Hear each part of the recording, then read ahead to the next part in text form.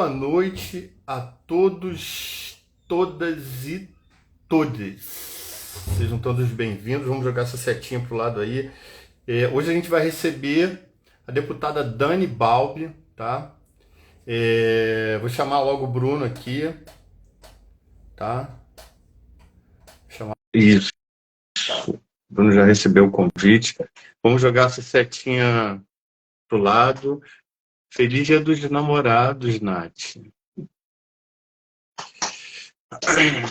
Vamos jogar essa setinha pro lado aí. Brunão, já enviei o convite para você. Vou esperar a Dani. Dani entrou. Brunão, Dani já está aí. Vamos chamá-la logo.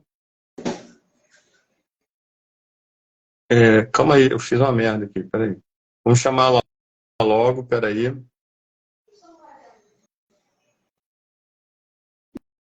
E eu achei, eu enviei o convite, eu vou aceitar. Aqui. Dani! Camaradas! Dani, assim, eu vou começar te pedindo milhões de perdões, que foi eu que errei as datas. Eu vou explicar para a galera. A gente tinha combinado um dia com a Dani e eu errei. Eu errei na hora da agenda, eu errei. A gente tinha marcado dia 19, eu anotei como 12, o Bruno vai me matar. Ele só está sabendo disso agora. Tá? Vai me matar. Desculpa, Dani. Imagina, camaradas. Prazer estar aqui com vocês para discutir. Enfim, vamos que vamos. Vamos que vamos. Dani, você é do Engenho da Rainha. Isso, eu nasci e cresci no Engenho da Rainha. Olha só, bem pertinho de mim e do Bruno. Ah, vocês moram onde? Então, Fala, Bruno. Minha mãe morou no Engenho da Rainha também. Aí. Só que nessa época eu tinha sido expulso de casa, né? Eu era um adolescente rebelde. E aí eu fui morar com meu pai. E aí eu não morei no Engenho da Rainha porque eu tinha ido morar com meu pai, né, nessa época. Mas minha mãe morou lá. Mas eu sou de Ramos. Eu dei aula em Ramos. No colégio de uma rede privada em Ramos, que me parece que fechou. E qual o nome do colégio? Colégio Gal. O Gal, conheço. Existe até hoje, né? Existe ainda. Ah, é? Eu acho que existe, sim. Existe, sim. Dani, a gente sabe que você está com um horário, com tempo apertado, né? Mas a gente queria que você desse um panorama de como está o seu mandato, né? Do que você vem enfrentando no seu mandato, só para que a gente consiga entender o Raul. Ele vai entrar, o Raul, não sei se você conhece, é de um projeto chamado Piranhas Cast, que é um grupo que Piranhas Team. Piranhas Team. É um grupo da galera das artes marciais que ensina o público LGBT. Ele vai entrar daqui a pouco, ele está numa consulta e ele pediu para entrar depois na live. E quando você sair, a gente vai debater em cima do que você deixar para a gente, tá? Tá bom? Então, mais uma vez, agradecer o convite. Enfim, queria saudar todo mundo que está participando aqui da live. E, de certa maneira, agradecer a vocês pela oportunidade de prestar contas da nossa mandata, nossa atuação na Assembleia Legislativa do Estado do Rio de Janeiro, porque, afinal de contas, esse também é um dos deveres do parlamentar, prestar conta daquilo que tem feito em nome da população que nos elegeu. Imagino que todos talvez saibam, mas para aqueles que não sabem, eu sou a Daniele Balbi, sou comunista, uma primeira mulher transexual eleita para a Assembleia Legislativa do Estado do Rio de Janeiro. Professora e militante há muitos anos, portanto, de esquerda e do campo que constrói a oposição ao governo Cláudio Castro, deputada estadual aqui do Rio de Janeiro, né? E aí, enfim, como oposição, a gente sempre enfrenta uma batalha dura, porque a nossa atuação ela é mais difícil. Enfim, de diversas formas, né? Principalmente no que se refere ao avanço das nossas proposições. Uma vez que as nossas proposições, espera-se, e é o que acontece na maioria dos casos, são ideologicamente, politicamente divergentes da concepção do Estado, do governo, que hoje tem a maioria dos deputados na sua base e também tem um diálogo muito produtivo e direto com a presidência, o presidente da Assembleia Legislativa também é situado na base do governo. Esse cenário acaba dificultando o avanço daquilo que a gente propõe. Uma vez que, como eu disse, tudo que a gente propõe acaba sendo politicamente, no fundo, né, ideologicamente distinto daquele programa que se sagrou vitorioso nas urnas, que é o programa do atual governador Cláudio Castro, né? A nossa atuação, ela é uma atuação que tem alguns pilares, né? Eu, enquanto deputada, nossa mandata elegeu alguns pilares já no processo de campanha e, imediatamente após a posse, colocou em prática todo aquele acúmulo que a gente conseguiu construir no período em que esteve intensamente escutando a população, que ajudou a gente, inclusive, a formular o projeto de candidatura. O pilar básico é a defesa da educação, da ciência, da tecnologia, do desenvolvimento econômico e a serviço da geração de emprego e renda, da melhoria da classe trabalhadora, da melhoria das condições de vida dessa classe trabalhadora. Então, uma agenda muito bem amarrada no que se refere a um projeto de desenvolvimento. De antemão, isso já nos coloca numa saia justa, porque o Rio de Janeiro é um dos 3 estados da federação que aderiu ao regime de recuperação fiscal, que, de certa maneira, representa um garrote no que se refere à expansão dos investimentos do estado do Rio de Janeiro. Além disso, com as peculiaridades aqui do nosso estado, nós temos uma variação muito grande, na maioria das vezes, para baixo, da arrecadação do ICMS. O que isso, na prática, significa? Dificuldade de convocação de concurso público, dificuldade de alocação de um volume maior de recursos para as áreas estratégicas, justamente de universidades públicas estaduais, a UERJ e a UENF, e as estruturas correlatas, né, como a FAPERJ, a Fundação CCIERJ. Então, isso já foi um desafio. Por exemplo, pensar num programa que atendesse à necessidade dos bolsistas, dos tutores bolsistas da Fundação CCIERJ, que ministram aulas, que têm atribuições que, no nosso entendimento, podem facilmente ser caracterizadas como atribuições de docentes em nível superior, muitas vezes, e que recebem uma bolsa praticamente simbólica, um valor muito, muito, muito aquém daquilo que deveria ser a remuneração pelo que eles realmente desenvolvem. Essa é uma agenda difícil, a gente tem até, inclusive, nesse particular, encontrado o afinamento com alguns agentes públicos do Poder Executivo, como o próprio presidente da Fundação CCIERJ. Da mesma forma, a FAETEC, que é uma fundação que é responsável por formar a juventude trabalhadora, as filhas e os filhos da classe trabalhadora, e que tem também um papel estratégico no desenvolvimento de uma força de trabalho qualificada em nível técnico para as áreas estratégicas que respondem ao incremento da atividade econômica do Rio de Janeiro. E também ela está garroteada pelo regime de recuperação fiscal, e nesse particular também nós podemos conversar com a presidenta da FAETEC, nós temos algum grau de afinamento. Então, assim, são muitos os desafios, esses são os básicos, né? Agora, do ponto de vista das populações que nós nos propomos a representar, que temos uma atenção especial, especificamente população LGBTQIA+, mulheres negras especialmente, nós encontramos alguns desafios na casa, né?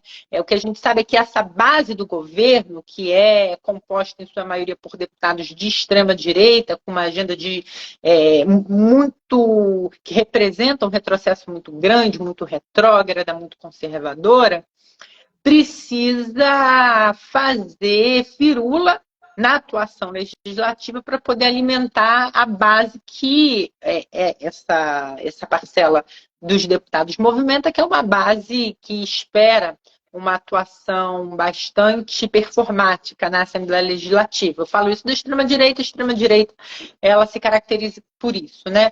E, portanto, uma oposição muito virulenta a projetos que a nossa mandata apresentou, como, por exemplo, um projeto que, de certa maneira, impõe penas mais duras para agentes públicos e privados que cometam qualquer forma de discriminação e inclui, no rol das discriminações arroladas no projeto de lei anterior, a discriminação LGBTQIA mais fóbica, transfobia, lesbofobia, homofobia, enfim. Esse projeto de lei recebeu um ataque duríssimo desses deputados mais conservadores, com um show performático que nós, enfim, consideramos lamentável, e não prosperou na casa. Então, esse tem sido o panorama, né? Esses têm sido os desafios da nossa mandata. Tentar fazer avançar projetos de lei que estejam em consonância com o fortalecimento da classe trabalhadora e a acolhida de segmentos historicamente marginalizados. Dani, eu tenho uma pergunta para você que, para mim, me interessa muito, né? É uma questão que para mim me chama a atenção. Você falou que existe um interesse no desenvolvimento de ciência e tecnologia. Você já tem alguma coisa apontada nesse sentido? Sim, a gente protocolou, na verdade, o deputado Flávio Serafim protocolou um projeto de lei que restabelece a carreira dos funcionários da Fundação CCR. Nós, nesse mesmo sentido, também apresentamos uma lei autorizativa, falo especialmente da CCR, porque é responsável não só pela formação de novos profissionais que atuam no ensino superior, mas também pelo desenvolvimento de pesquisas, né? Que vão formar essa força de trabalho qualificada. A gente também protocolou uma lei semelhante que estabelece, ou que autoriza o reajuste para esses bolsistas tutores.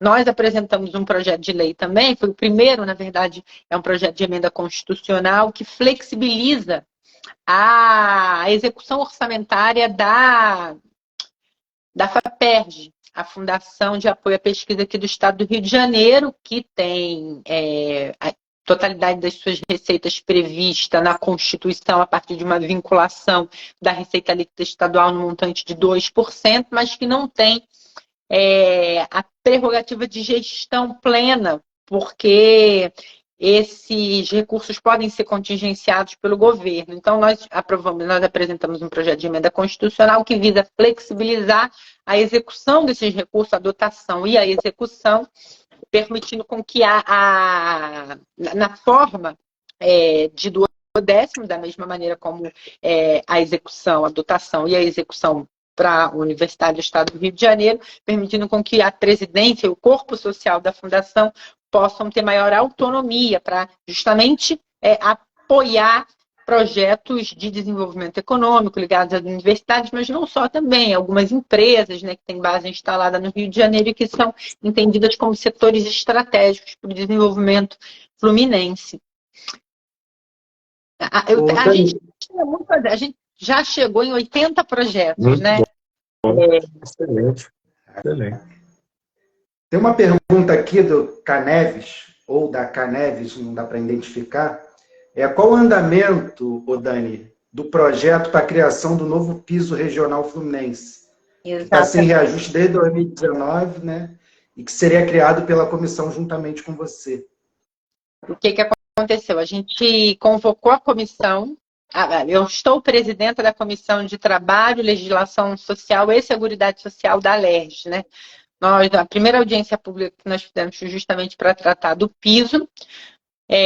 Uma lei de 2001, uma lei federal de 2001, se eu não me engano é 103 de 2001, se não me falha a memória, ela estabelece que os governos têm autonomia para estabelecer um piso regional acima daquele estabelecido pelo governo federal, tendo em vista as especificidades de regiões extremamente populosas, com alto índice de concentração de renda e, portanto, com aumento do custo de vida médio, né? Como é o caso do Rio de Janeiro, o estado todo e a região metropolitana. Nesse sentido, é importante que, para equiparar com o custo médio de vida das outras regiões do Brasil, o Rio de Janeiro, que tem um PIB relativamente alto e uma renda per capita bastante sinuosa, apresentem um projeto de piso salarial ou de salário mínimo maior do que o nacional, que é o praticado nacionalmente. Acontece que desde 2019, esse é um ponto. O problema é que a própria lei federal, ela determina como prerrogativa do governador enviar para as casas legislativas estaduais um projeto de lei que reajusta anualmente o piso, né, ou o salário mínimo regional. E desde 2019, o governo do estado do Rio de Janeiro, por conta da pandemia e por outras justificativas, não fez esse reajuste, não acompanhou o reajuste, seguindo os índices gerais de variação de preço, que dão conta de uma defasagem de 42%, né? Quer dizer, a inflação acumulada do período de 19 até 2023 daria conta de algo em torno de 42%. Então, o piso regional deveria ser reajustado nesse sentido, e nós provocamos o DIEESE, provocamos as centrais sindicais, fizemos audiência pública, conseguimos construir uma comissão de diálogo com o governo, mas infelizmente o projeto não avança, né? Tivemos uma reunião, inclusive, com as federações patronais, né? Sobretudo a Firjan aqui do estado do Rio de Janeiro, e estamos tentando fazer a negociação avançar, né? Com a participação, sobretudo, das centrais sindicais com mais força, para que o governo possa enviar um projeto para casa, a gente possa fazer as intervenções necessárias e possamos aumentar o piso fluminense, que hoje praticamente é letra morta, né? Ele já são 6 faixas de trabalhadoras e trabalhadores. As 2 últimas faixas são as únicas que prevalecem, que têm os vencimentos mais altos em relação ao novo mínimo nacional, ainda assim um percentual irrisório. As 4 primeiras faixas que que prevêem vencimentos menores já foram ultrapassadas pelo mínimo nacional. Isso significa, concretamente, condenar a classe trabalhadora fluminense à carestia, né? Uma vez que os produtos tendem a variar o preço, o valor dos produtos, bens e serviços tende a variar muito mais do que em outras regiões menos populosas do Brasil. Muito bom. Dani, uma pergunta do Raul Paz aqui, tá? Ele pergunta o seguinte: como você vê as possibilidades de enfrentamento ao discurso conservador que se alimenta de pânico moral, como vimos agora nas manifestações de deputados, inclusive mentindo sobre a parada LGBT. Em cima disso, camarada, eu quero te fazer uma outra pergunta. Se existe, né, enfrentamento direto dentro da Assembleia Legislativa do Rio contra essas práticas, né? Ou seja, se deputados da direita, né, vêm se manifestando com a cara de pau que eles costumam mostrar, os avanços, né, que a gente já vem construindo das conquistas do público LGBTQIA+. Enfim, pergunta longa, né? Em relação à agenda de pânico moral, para intervir diretamente nisso, nós precisamos de esforços combinados de curto, médio e longo prazo. A atuação parlamentar, de parlamentares comprometidas e comprometidos com aquilo que a gente chama de avanço civilizacional, que é a garantia de direitos para segmentos historicamente marginalizados, e aqui falo diretamente da e para a comunidade LGBTQIA+, ela tem um limite, ela garante com que a gente possa avançar ou se esforçar muito para garantir determinados direitos, né? Eu poderia citar, por exemplo, a reserva de vagas para pessoas transexuais e travestis na FATEC, pós-médio e nas universidades estaduais, mas ela tem uma força de incidência relativamente baixa, um impacto bastante baixo, no sentido da disputa da opinião pública, a atividade parlamentar em si. É claro que as e os parlamentares, a depender da força que tem, do alcance que tem, seja através das mídias, seja por canais diretos com a população, pode fazer muito disputando essa narrativa e se colocando como um elemento para disputar, um elemento ativo na disputa ideológica da sociedade. Mas, enquanto a gente não avançar no sentido de maior controle daquilo que é veiculado nas redes sociais, não um controle prévio, ou muito menos qualquer tipo de censura, mas uma observação daquilo que pode se configurar como prática criminosa, incitar ódio, mentir, desvirtuar. São práticas criminosas e deveriam ser punidas com rigor da lei, sobretudo quando se trata de agentes públicos, como é o caso de deputados, né? O que a gente tem visto, por exemplo, em relação à enxurrada de fake news tentando fazer uma cobertura extremamente tendenciosa, cobertura entre todas as artes, do que foram as manifestações do orgulho LGBTQIA+. Né? Então é muito, muito, muito difícil. Né? O que a gente pode fazer é também atuar através das nossas redes como formadoras e formadores de opinião para disputar opinião. Por exemplo, um dado concreto que eu acho que ajuda, né? Que é de educação sexual nas escolas, né? Pelo menos a partir da segunda metade a partir do segundo segmento do ensino fundamental.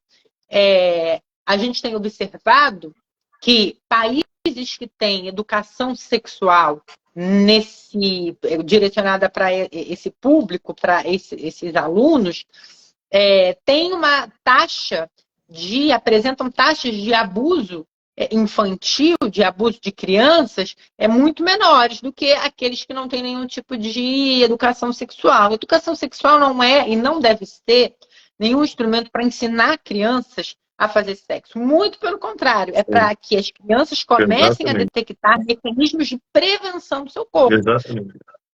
Então, a quem interessa, eu pergunto sempre isso, num país onde a gente tem um número altíssimo, alarmante de abuso sexual praticado contra meninas, sobretudo por parentes ou por amigos, por pessoas próximas, a quem interessa não enfrentar corretamente e diretamente essa situação? Os abusadores. E um dos instrumentos que ajudam as meninas a entenderem o abuso, a se prevenirem, a cuidarem do seu corpo, a detectarem os mecanismos legais ou os responsáveis diretos para poderem frear esse sistema repetido de abuso, de violações que as mulheres, em sua maioria, que as crianças, em sua maioria, as meninas sofrem, a educação sexual nas escolas.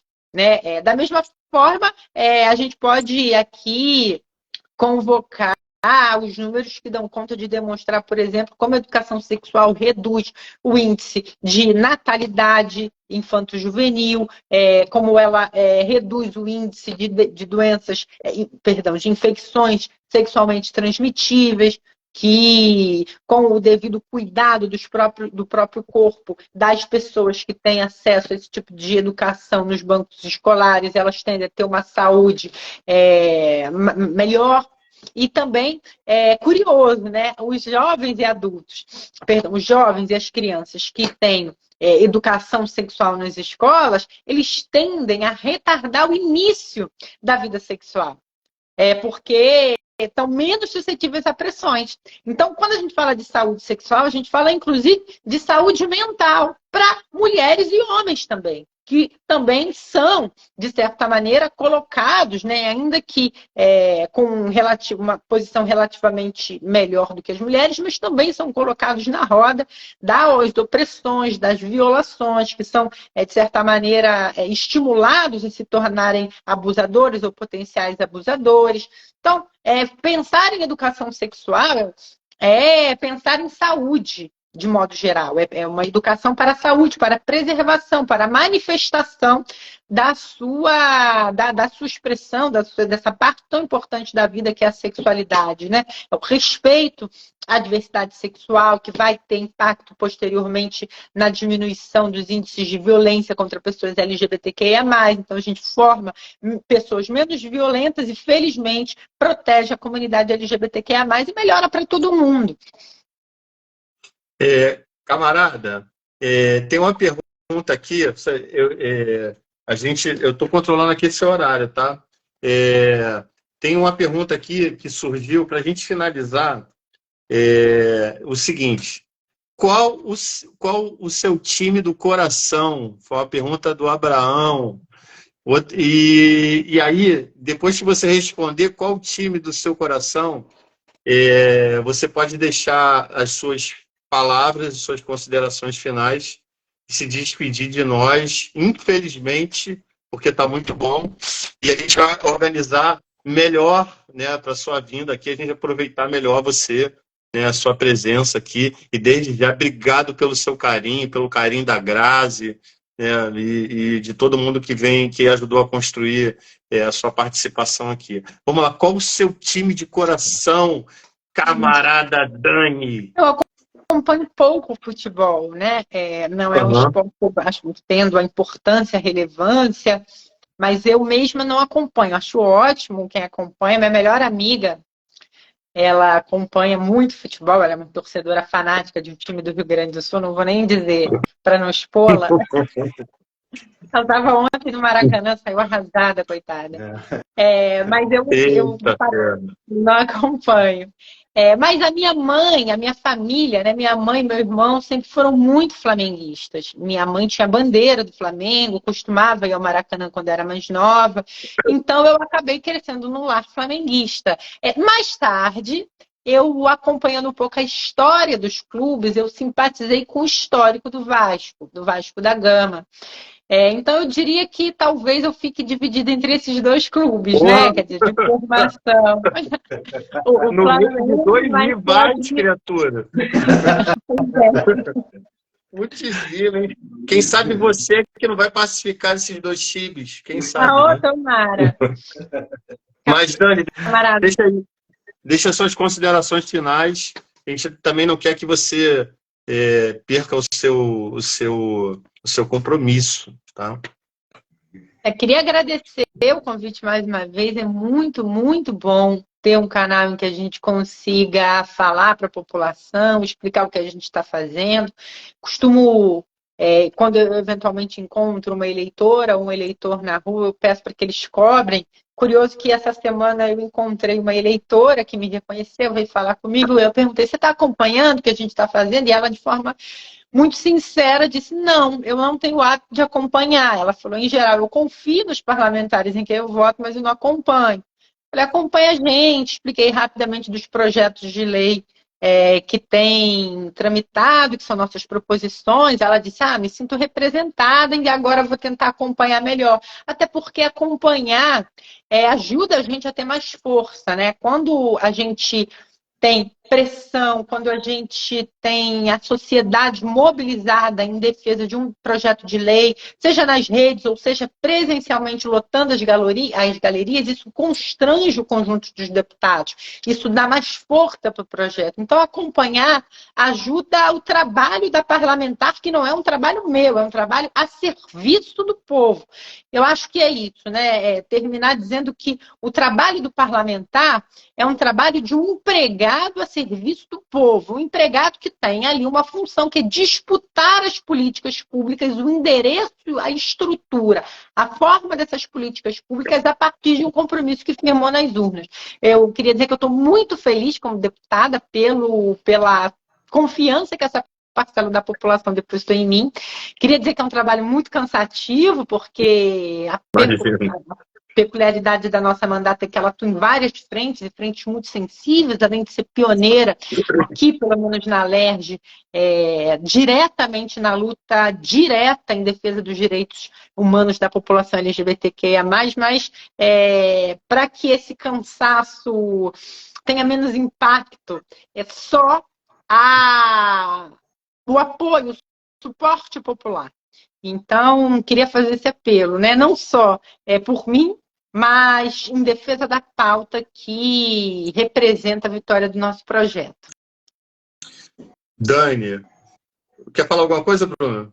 Não, quero só agradecer a presença da Dani aqui, foi maravilhosa. Foi curta, mas foi importantíssima e esclarecedora, né?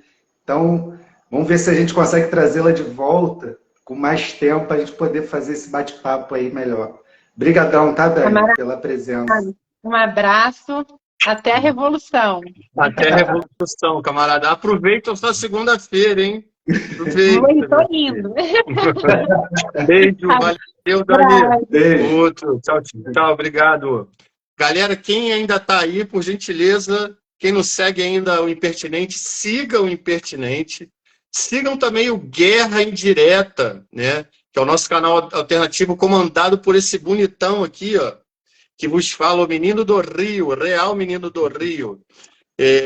Sigam o Guerra Indireta, que é importante seguir o Guerra Indireta. Não é importante só seguir o Impertinente, é importante seguir o Guerra Indireta também, tá? Brunão, fala aí o que você achou, cara. Achei maravilhoso assim, a participação da Dani, embora rápida. Eu quero pedir também para a galera seguir lá no YouTube, o nosso canal Impertinente Podcast. A gente está jogando, né?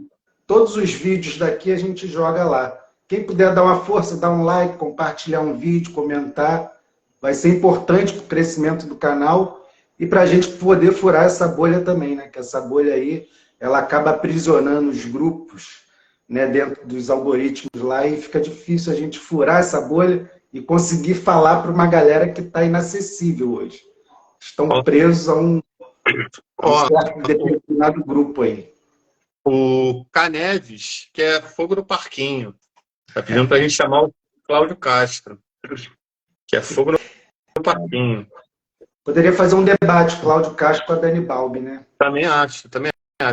O Caneves, ou a Caneves, eu não sei quem está falando, na verdade, convidar, a gente até convida, né, cara? O problema é a galera querer vir. Convidar, a gente já convidou até o Arthur Duval. Como é que é o nome daquela outra criatura? Que era do Flow? Aquele burro pra caralho. Esqueci o nome dele. É tão insignificante que a gente nem lembra. Alguém lembra aí? De repente alguém bota aí. O Abraão lembra. O Abraão lembra dessas figuras aí. O Abraão lembra. Esqueci o nome dele, cara. Monarque. Eu, Felipe. Isso aí, Monarque. Boa. A gente convida essas figuras, a gente convida. O problema é eles quererem aceitar, né? Eles aceitarem. Galera, vamos começar a seguir o Impertinente, seguir também o Guerra Indireta, tá? E outra coisa, é isso, Caneves. Valeu, Monarque. Outra coisa, vamos, né, agora que a gente já fez o culto, a gente vai passar a sacolinha, tá? É importante, né, para a manutenção do canal, né, a contribuição daqueles que seguem a página, né? E quem quiser fazer qualquer doação, 50 centavos, R$1, R$2, basta fazer um pix para @impertinente impertinente 1917 @gmail.com. A gente tem um grupo de WhatsApp também, tá? Quem quiser fazer parte do nosso grupo de WhatsApp, né? O Abraão, a Gabi, eles fazem parte, esses dois que estão aí embaixo. Nossos dois camaradas, eles fazem parte do grupo de WhatsApp e eventualmente participam também das lives, né? Quem quiser fazer parte desse grupo, por gentileza, faça um pix de R$10 e comunique que você está fazendo a doação, porque se vocês doarem, a gente está com uma pessoa, Brunão, que fez uma doação de R$10, né? Deu uma ajuda, mas infelizmente não sei quem é. Andréia Geórgia, já procurei ela aí e não achei, infelizmente.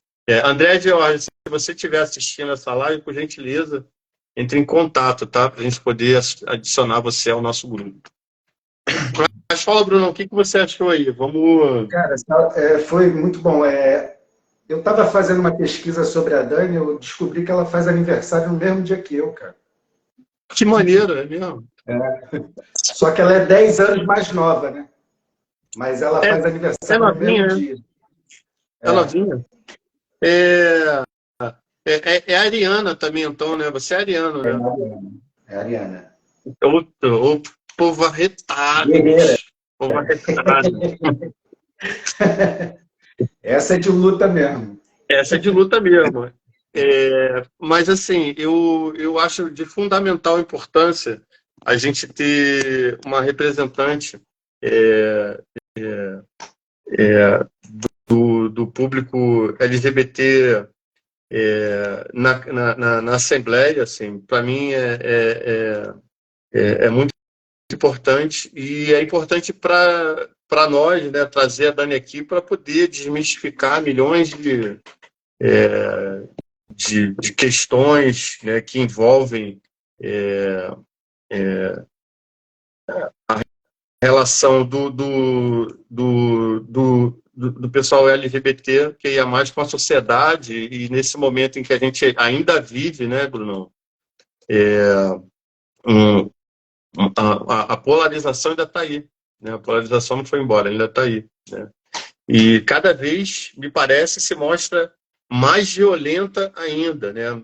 Eu vi outro dia, Brunão, que existem brasileiros que estão indo para a Ucrânia lutar ao lado do batalhão Azov. Você já imaginou isso? Já imaginou como é que vem essa galera? Como é que volta essa galera para o Brasil? Se voltar, né? Porque eles estão sendo massacrados lá na linha de frente. Se é que eles vão voltar. E detalhe, né? O brasileiro que morrer na Ucrânia, filho, vai ficar lá, né? Porque o Itamaraty não considera, né? O Itamaraty desconsidera completamente um brasileiro que vai lutar outra guerra sem autorização, né, do governo brasileiro. Ele considera, então, sim, vai morrer, vai ficar por lá, filho. Não tem nem conversa. A máquina de manipulação está avassaladora, está arrastando mentes e corações num nível bizarro. Para uma pessoa se candidatar aí numa guerra do outro lado do mundo, praticamente, para lutar numa guerra que nem da Ucrânia a guerra da OTAN, principalmente dos Estados Unidos, né? E o cara vai para uma guerra dessa, pô, que doideira, né, cara? O Jamison Melo falando aí, ó. Mas quem voltar, o Jamison também faz parte do grupo, tá? Do WhatsApp. E ganhou o livro do Elias Jabboa, ganhador do livro. Ele que ganhou, né? Já até recebeu já o livro. Sortudo, né? Ele está dizendo assim, ó. Seja bem-vindo, Eduardo. Ele está dizendo assim, ó. Mas quem voltar, volta com germe neonazi. E essa é uma preocupação, né, cara? O cara que volta com experiência de combate, né?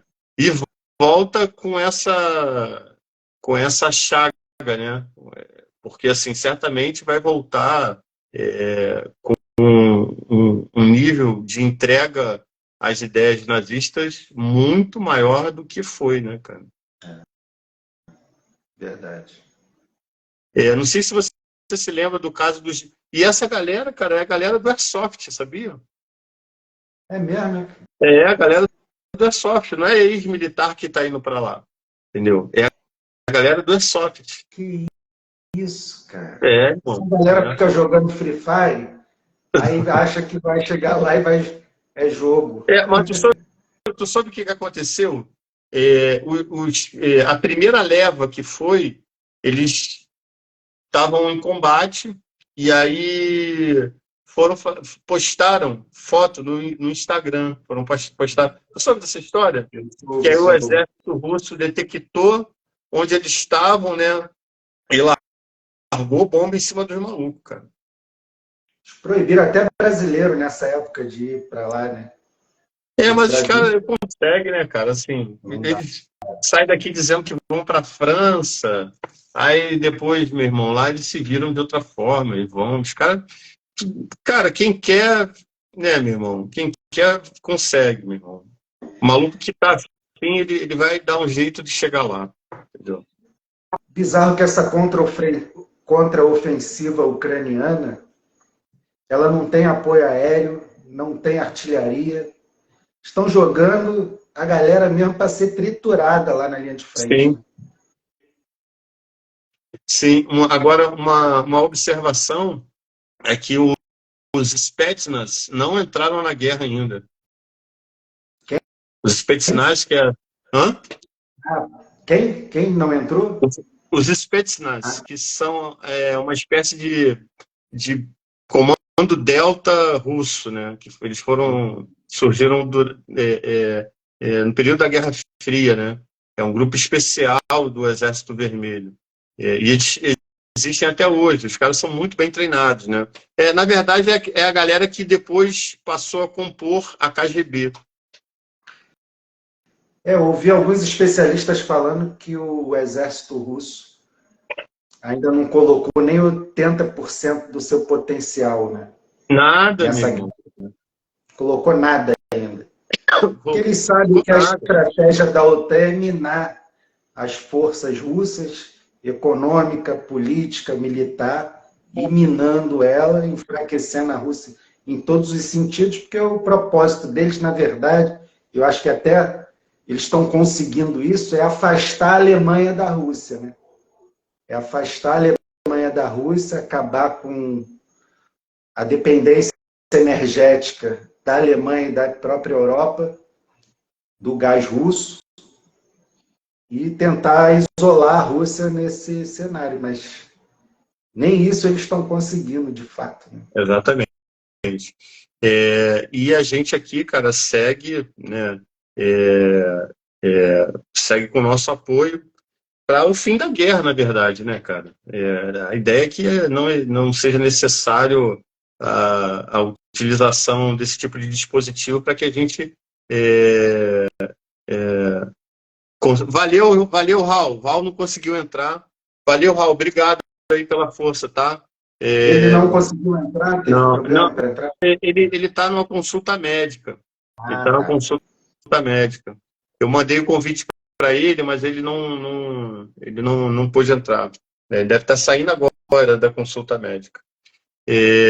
O Brunão, como é que está o seu dia dos namorados?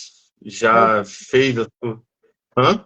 Inclusive, eu estou esperando acabar aqui para a gente poder fazer um jantarzinho, né? Alguma coisa mais... Olha, que romântico ele, rapaz! Então, vamos aproveitar, né? Vamos deixar essa live curtinha mesmo, vamos aproveitar a segunda-feira. E eu mandei o convite para você, Raul. Eu mandei o convite para ele. Mandei o convite para ele. O que houve?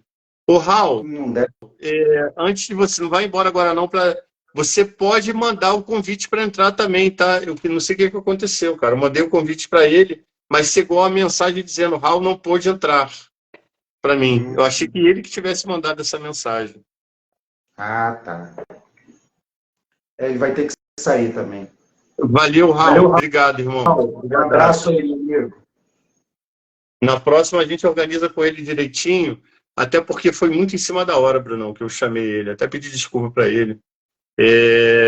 Mas vamos aproveitar aí a nossa segunda-feira, o que resta, para a gente curtir o Dia dos Namorados. Falou, Brunão? Divirta-se aí, que eu vou me divertir aqui. Falou? Valeu, meu amigo. Grande abraço. Valeu, até a próxima. Abração Valeu, aí, galera. Raul, Abraão, Gabi. Abraço aí, galera. Abraço a todo mundo aí. Valeu, Raul. Valeu, Abraão. Valeu, Gabi. Valeu, Jamerson. Valeu, Eduardo. Boa noite a todos. Curtam o Dia dos Namorados.